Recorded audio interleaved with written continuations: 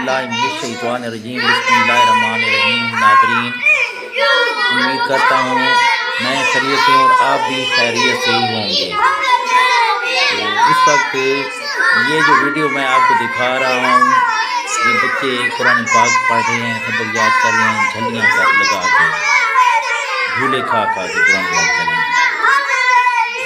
بات کرنے کا مقصد یہ ہے کہ آج کے دور میں یہ چھوٹے بچوں کو میں سامنے اس لیے لایا ہوں کہ یہاں سے لے کر بڑے بچوں تک، پھر اس سے بڑے جو آدمی ہیں ان تک یہ میں پیغام پہنچانا چاہتا ہوں۔ ہم جہاں بھی جاتے ہیں، کسی کے گھر میں اگر ختم قرآن مجید کی محفل ہو، قرآن پاک پڑھنا ہو، کسی کے گھر میں جا کر لوگ اکٹھے ہوتے ہیں اور سب ختم قرآن مجید شروع کر دیتے ہیں پڑھنا۔ جیسے ہم دیکھتے ہیں ان لوگوں کو تو ان کا طریقہ کار قرآن پاک پڑھنے کا کچھ مختلف طریقے میں لوگ قرآن پاک پڑھتے ہیں، لیکن ہمیں ان سے کوئی اعتراض نہیں ہے۔ لیکن ادب جو ہے وہ ختم ہو چکا ہے۔ قرآن پاک پڑھنے کا جو ادب ہے وہ بالکل ختم ہو چکا ہے۔ پہلے ہمارے آج سے 20 سال پہلے کر لیں، 20 سال بھی بہت زیادہ ہے، 15 سال پہلے کر لیں، 15 سال پہلے لوگوں کا کیا طریقہ تھا قرآن پاک پڑھنے کا؟ لوگ جب قرآن پاک پڑھنے آتے تھے ختم قرآن مجید میں، تو اس محفل کے اندر ان کا کیا طریقہ کار تھا؟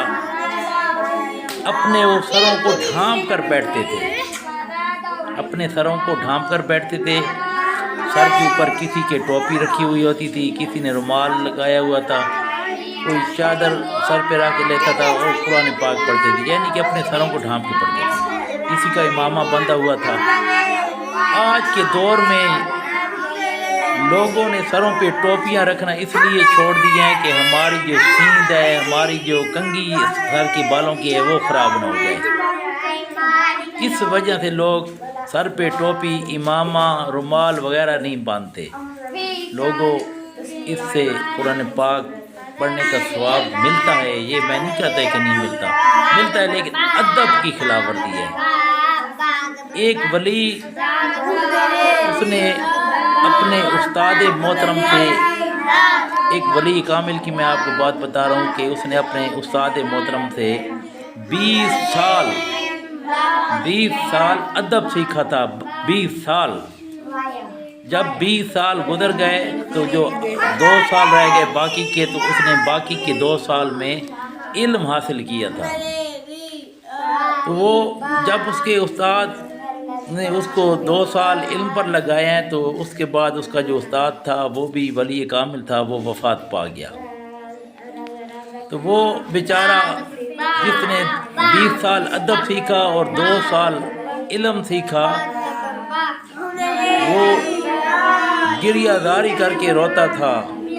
لوگ اس سے پوچھتے تھے آپ کیوں روتے ہیں، کس لیے روتے ہیں؟ تو وہ کہتا تھا کاش کہ میں نے 22 سال ادب سیکھنے میں لگا دیے ہوتے، وہ جو 2 سال بچ گئے تھے علم کی بجائے ادب سیکھ لیا ہوتا تو یہ میرے لیے بہت کافی تھا۔ تو بات کرنے کا مقصد یہ ہے کہ میں آپ لوگوں کو یہ پیغام دینا چاہتا ہوں کہ لوگوں، جب بھی اللہ کی بارگاہ میں آؤ تو اپنے سروں کو ڈھانپ کے آؤ، اپنے سروں کے اوپر ٹوپی رکھ کے آؤ، امامہ باندھ کے آؤ، پھر اللہ کے حضور آؤ۔ جو دعا مانگو گے آپ کی قبول ہوگی۔ جب آپ اللہ کے حضور بھی غلط طریقے سے بیٹھے ہوتے ہیں، یہ بھی بچے ہیں، نادان ہیں، نہ سمجھ ہیں، انشاءاللہ یہ سیکھ جائیں گے اور یہ بھی اپنے سروں پہ ٹوپیاں بھی رکھیں گے اور باادب طریقے سے قرآن پاک پڑھیں گے۔ ابھی تو یہ نادان ہیں، نہ سمجھ ہیں، ایسا ان کو ہم سکھائیں گے۔ لیکن بات کرنے کا مقصد سمجھو، بات کرنے کا مقصد یہ ہے کہ ہم لوگ جب اللہ کے حضور ہمیں پیش ہونا ہوتا ہے تو کیا کہتے ہیں؟ الصلاۃ معراج المومنین، نماز مومن کی معراج ہے۔